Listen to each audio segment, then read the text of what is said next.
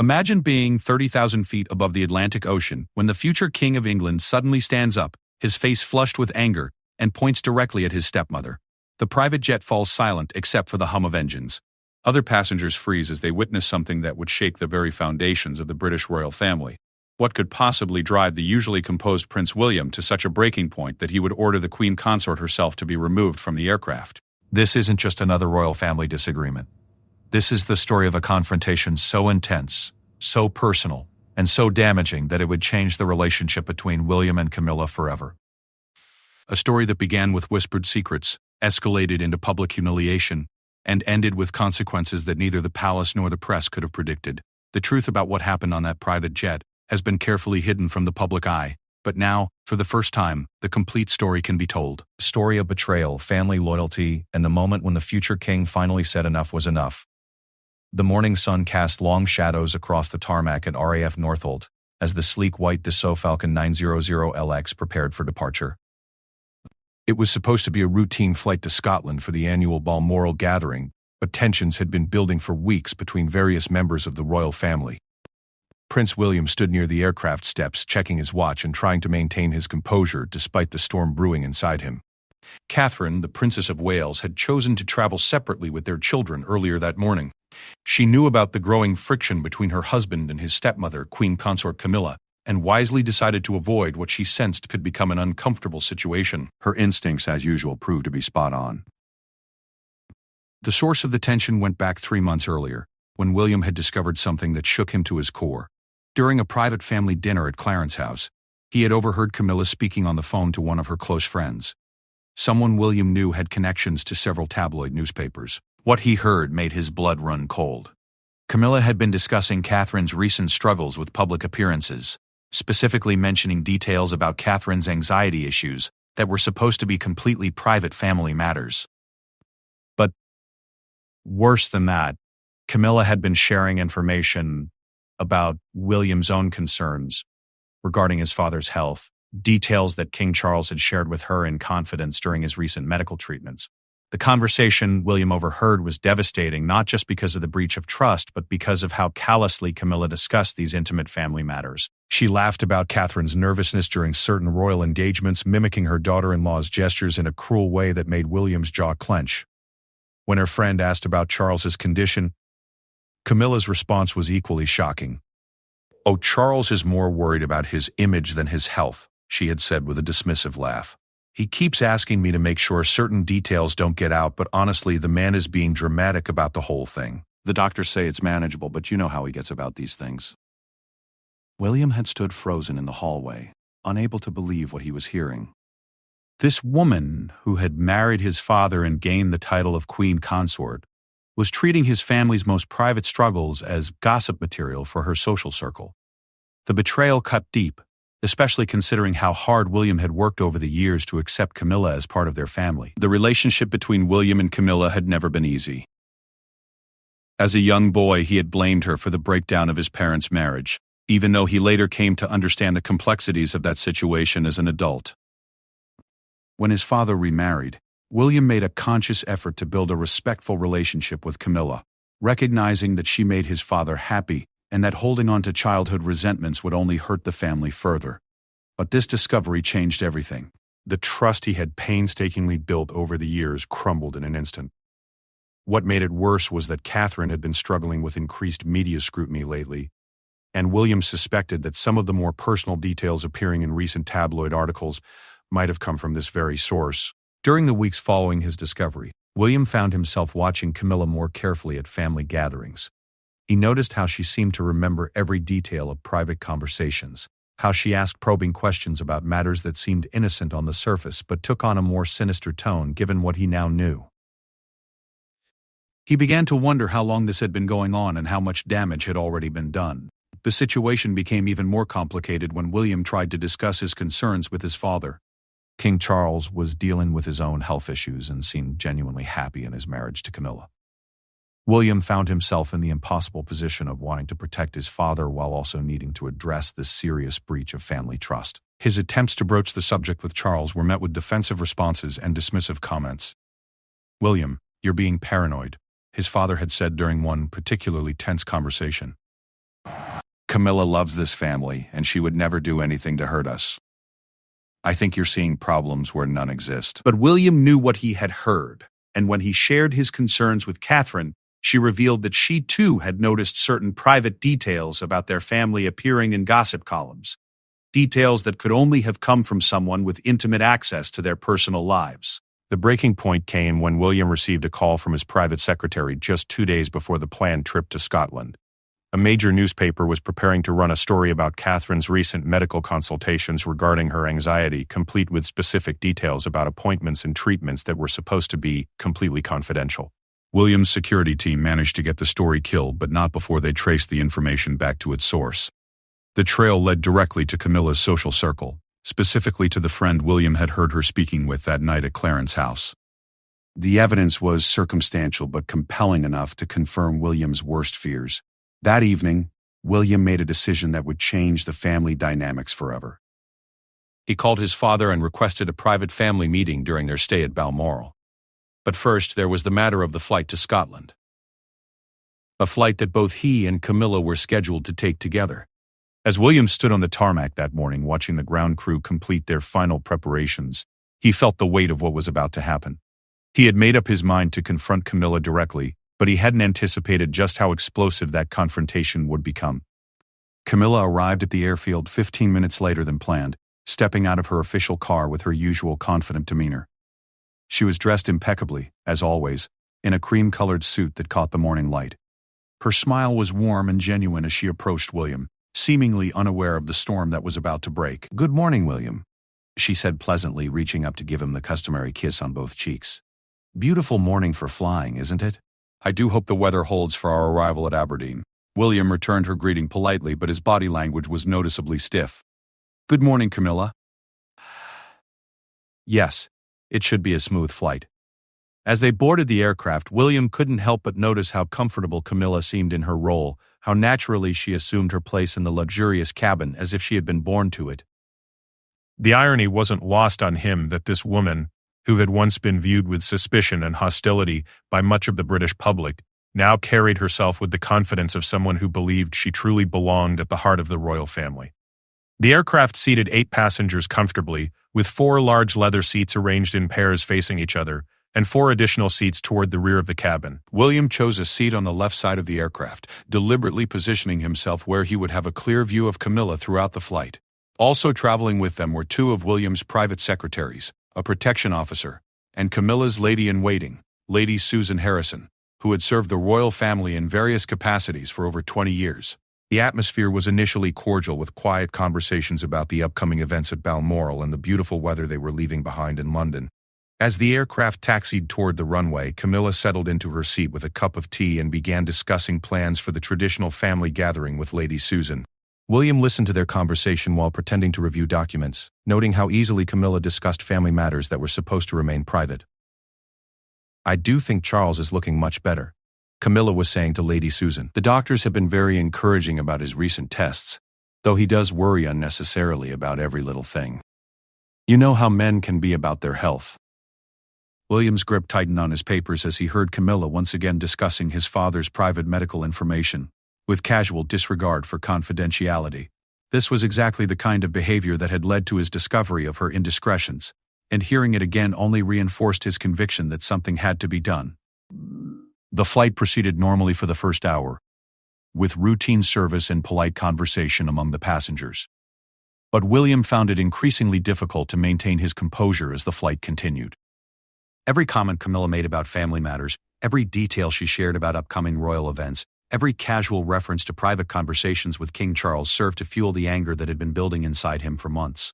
As they reached cruising altitude and the seatbelt sign was turned off, William made his decision. He unbuckled his belt and stood up, his 6'3" frame commanding immediate attention in the confined space of the aircraft cabin. The casual conversation stopped abruptly as all eyes turned to the future king, who was clearly struggling to contain his emotions. "Camilla," he said, his voice carrying an edge that made everyone in the cabin sit up straighter. "I believe we need to have a conversation." The queen consort looked up from her magazine with a surprised expression, clearly not expecting such a direct approach. "Of course, William. What's on your mind?"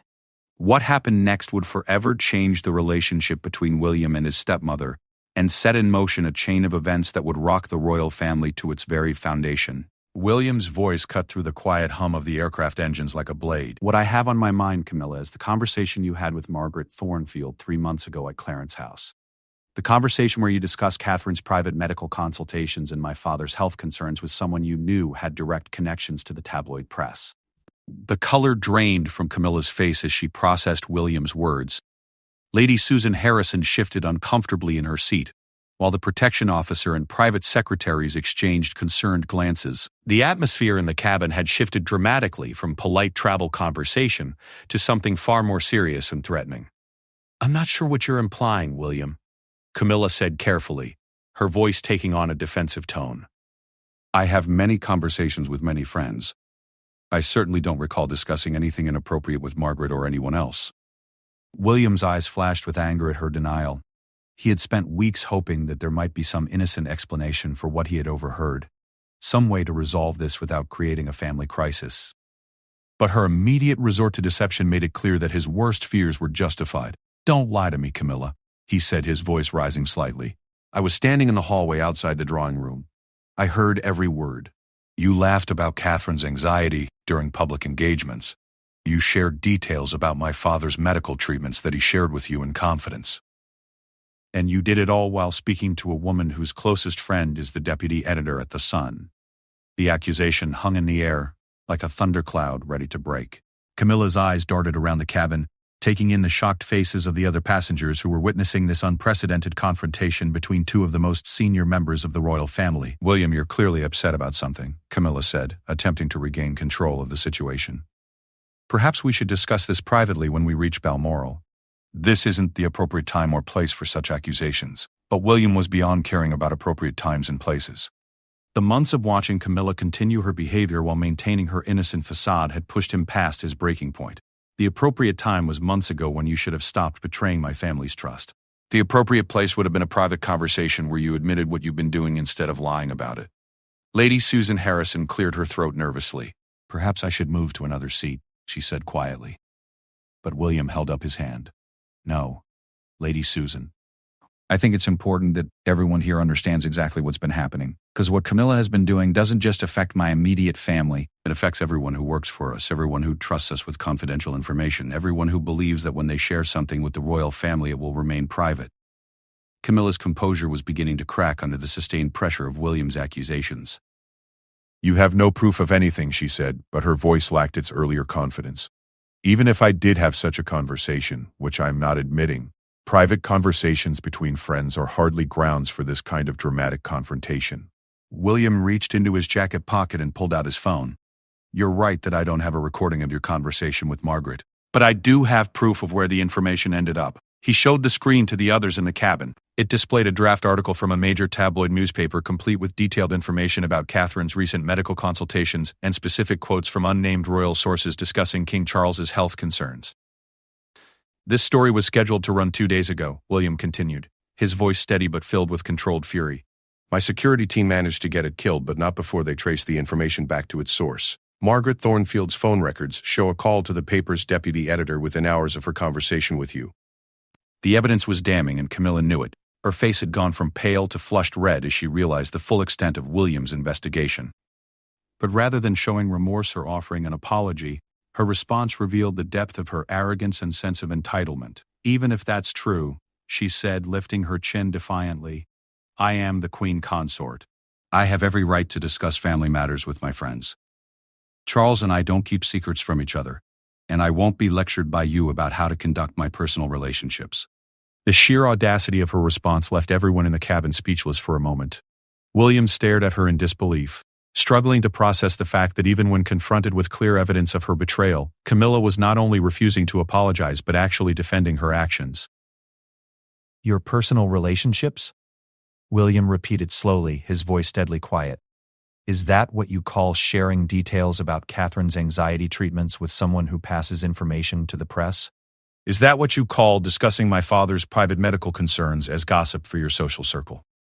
The other passengers watched in fascination and horror as the confrontation escalated. None of them had ever witnessed such a direct challenge to Camilla's authority, and they were seeing a side of the royal family that was never intended for public consumption. Catherine needs to learn to handle the pressures of royal life. Camilla shot back, her own anger now beginning to show. If she can't cope with public appearances without running to doctors for anxiety treatments, perhaps she should reconsider whether she's suited for this role. And as for Charles, he tells me everything because I'm his wife. What I choose to discuss with my friends is my business. The callousness of her words hit William like a physical blow. This wasn't just about breach of confidentiality anymore. It was about fundamental respect for his wife and father. To hear Camilla dismiss Catherine's struggles with such cruelty and to claim ownership over his father's private medical information revealed a side of her that William had never fully recognized. "Get out," he said quietly but with such intensity that everyone in the cabin heard him clearly. Camilla looked confused. "Excuse me?" "I said get out," William repeated, his voice rising. "You will not speak about my wife that way. You will not treat my father's private health information as gossip for your entertainment. And you will not continue to betray this family's trust while hiding behind your title." The protection officer started to rise from his seat, unsure how to handle a situation for which there was no protocol.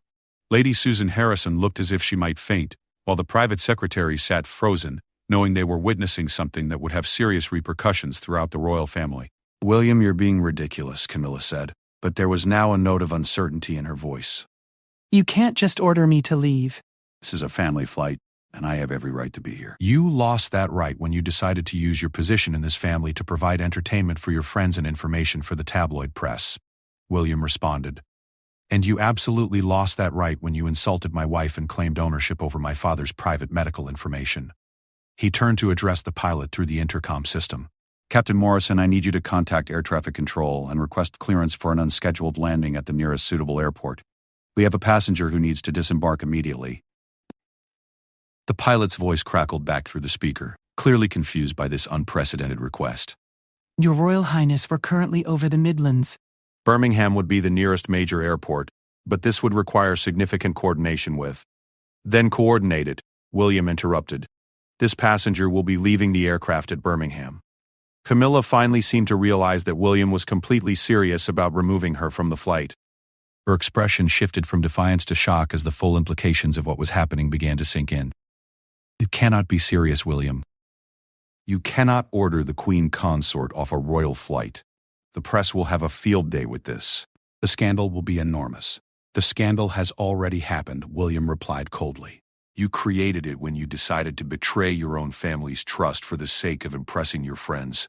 Everything that happens from this point forward is simply dealing with the consequences of your choices." As the aircraft began to change course toward Birmingham, Camilla made one last desperate attempt to salvage the situation. "Charles will never forgive you for this.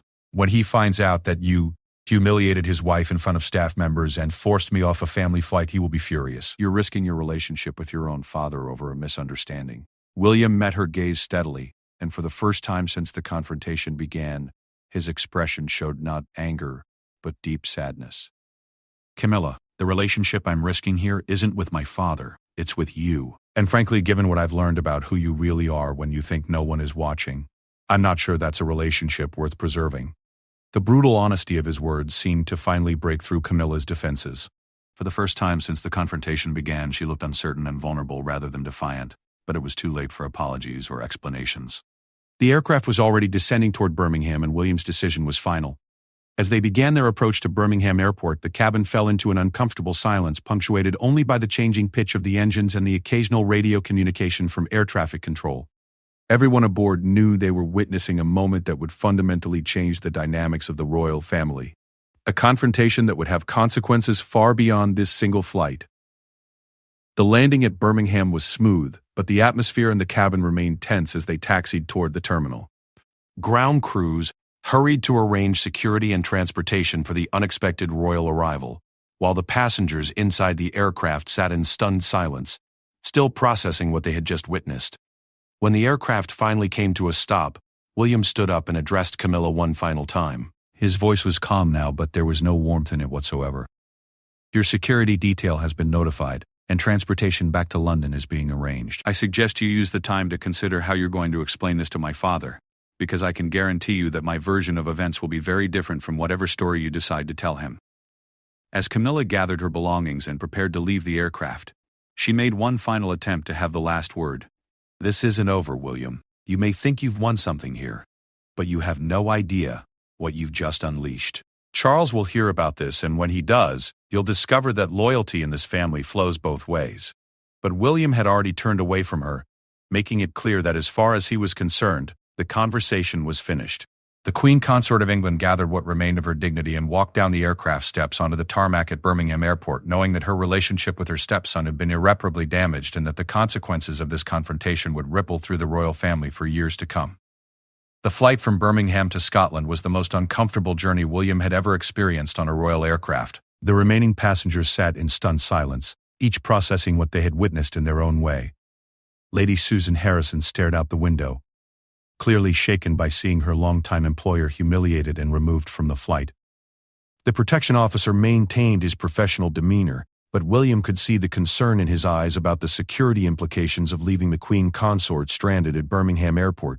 William's private secretaries exchanged worried glances, already calculating the damage control that would be needed when news of this incident inevitably leaked. They all understood that what had just happened was unprecedented in modern royal history. Never before had a future king publicly confronted and removed a senior royal family member from an official flight. As they flew over the Scottish countryside, William found himself questioning whether he had made the right decision. The anger that had driven him to confront Camilla so directly was beginning to give way to a cold realization of what he had just set in motion.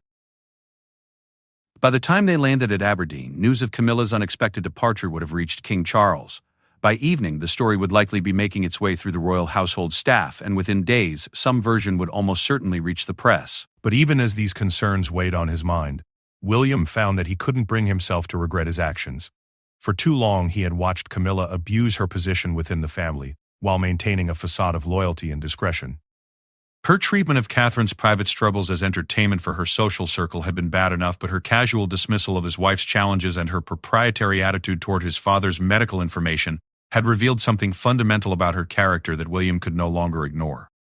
When they finally arrived at Balmoral, William was relieved to discover that King Charles was attending a private meeting with estate managers and wouldn't be available for several hours. This gave William time to prepare for what he knew would be one of the most difficult conversations of his life. He needed to explain to his father not only what had happened on the flight, but also the months of investigation and growing concern that had led to such a drastic confrontation. Catherine met him at the castle entrance, taking one look at his face and immediately understanding that something serious had occurred.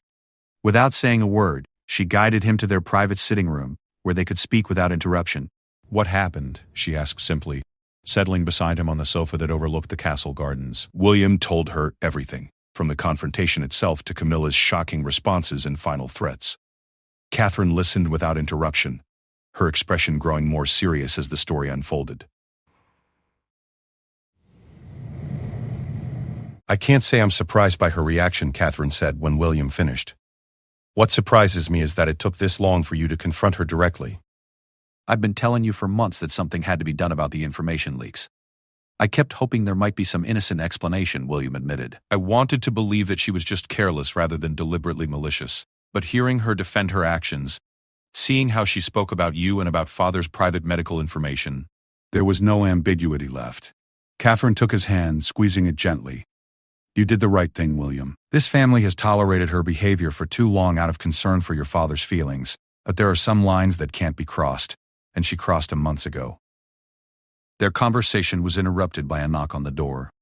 One of William's private secretaries entered with a grim expression.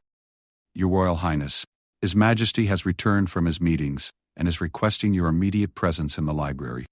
He seems quite upset." William had been dreading this moment, but he knew it was unavoidable. He kissed Catherine goodbye and made his way through the castle corridors toward what he knew would be one of the most difficult conversations of his life.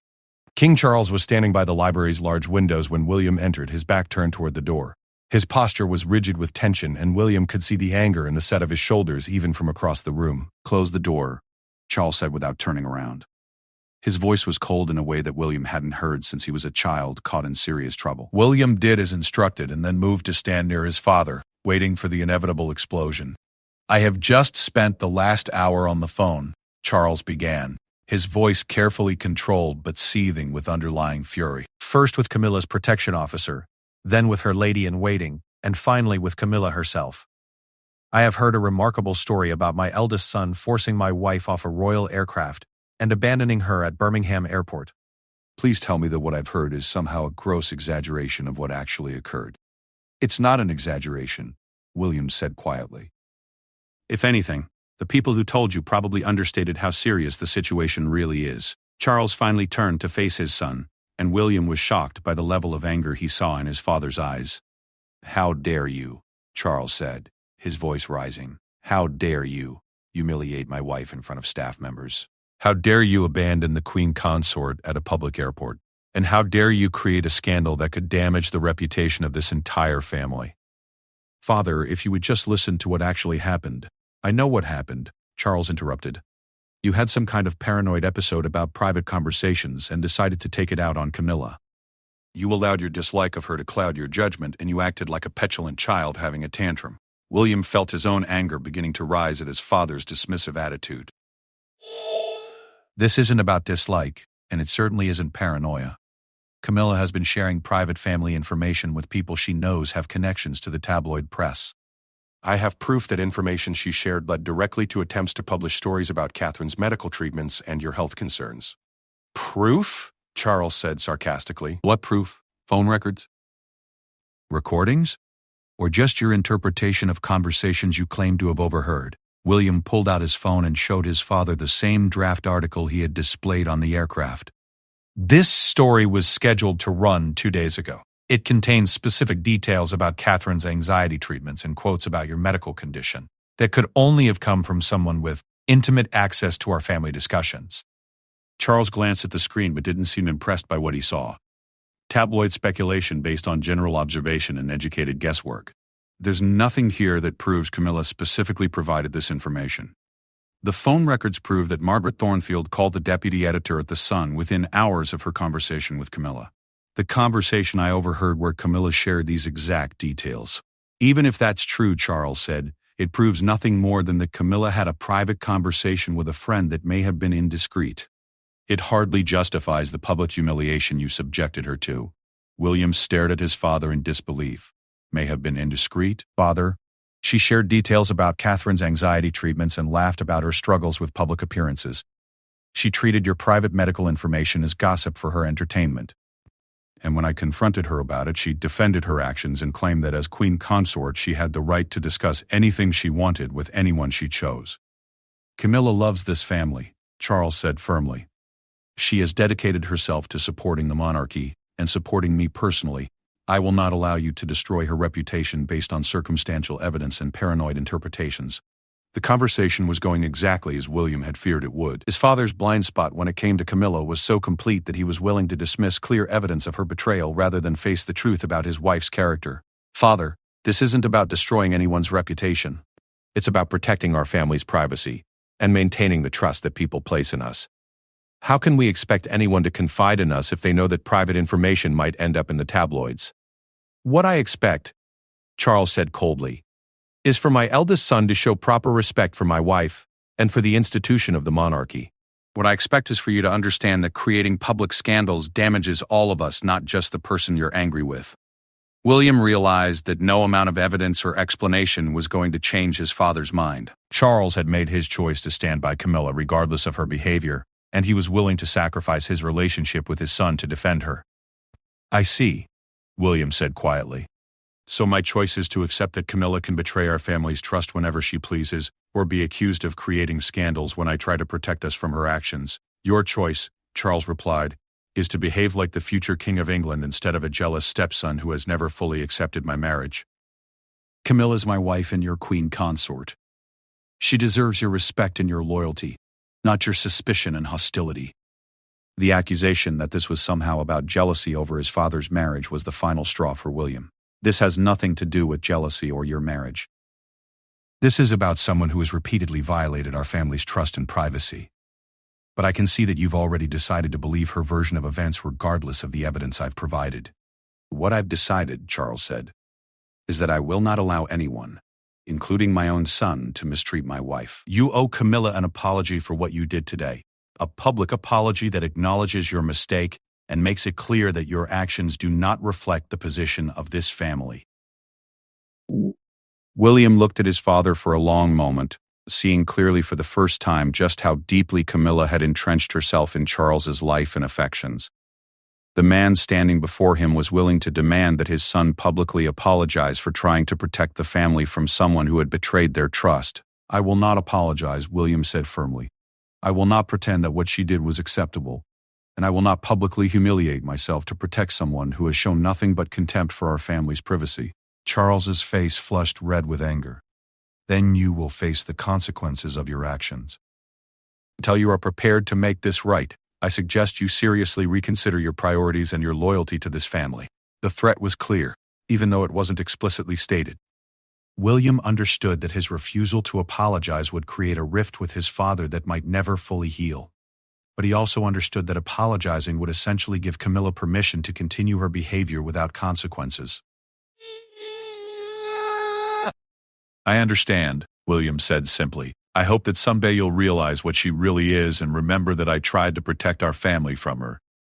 As William left the library, he knew that his relationship with his father had fundamentally changed. The confrontation on the aircraft had been necessary, but its consequences would extend far beyond that single incident. The royal family was now divided in a way that would affect everything from public appearances to private gatherings. Catherine was waiting for him in their sitting room, and one look at his face told her everything she needed to know about how the conversation with his father had gone. "He chose her," William said simply, sinking into the chair beside his wife. Catherine nodded, having expected this outcome even as she had hoped for something different. "I'm sorry, William. I know how much you wanted him to understand. The ironic thing is that he's so concerned about protecting her reputation and avoiding scandals that he can't see how much damage she's actually causing. Her behavior is going to create bigger problems than anything I did today." Over the following weeks, the consequences of the aircraft confrontation rippled through the royal family and beyond. News of the incident leaked slowly, with various versions of the story appearing in different publications. Some portrayed William as a jealous stepson who had finally revealed his true feelings about his father's marriage. Others suggested that there had been serious misconduct by Camilla that justified such drastic action. The royal household staff found themselves in an impossible position, unsure how to handle interactions between William and Camilla at official events. Security arrangements had to be modified to account for the obvious tension between them. Private family gatherings became exercises in careful choreography to avoid direct confrontations. Perhaps most significantly, the incident marked a turning point in William's preparation for his eventual role as king. He had demonstrated that he was willing to make difficult decisions to protect the monarchy, even when those decisions came at great personal cost. But he had also learned that doing the right thing often comes with consequences that extend far beyond the immediate situation. Catherine stood by her husband throughout the ordeal, providing the support and understanding he needed to navigate the family crisis. Together, they began to build a vision of what the monarchy might look like under their eventual leadership, one that prioritized trust, discretion, and genuine service over the complex personal relationships that had complicated Charles's reign. The confrontation in the sky above Birmingham became a defining moment for William, one that would influence his approach to leadership and family relationships for years to come. He had learned that sometimes protecting what matters most requires making choices that others will never understand or forgive. But he had also discovered that living with the consequences of doing the right thing is easier than living with the consequences of doing nothing at all. In the months that followed, William and Camilla maintained a frosty but professional relationship at public events, but their personal relationship never recovered. The trust that had been slowly building over the years was completely destroyed, replaced by mutual wariness and carefully maintained distance. King Charles continued to support his wife publicly, but privately, he began to pay more attention to the information that appeared in the press about his family. Whether this was coincidence or the result of his own growing awareness remained unclear, but the frequency of suspiciously detailed royal stories began to decrease. The royal family adapted to their new dynamics, learning to function despite the underlying tensions and unresolved conflicts. But everyone involved understood that the events of that day had changed them permanently, creating divisions that would influence the monarchy for generations to come. For William, the experience served as both a victory and a warning. He had successfully confronted a serious threat to his family's privacy, but he had also learned just how costly such confrontations could be. As he prepared for his future role as king, he carried with him the knowledge that leadership sometimes requires making enemies of those you love in order to protect those who depend on you.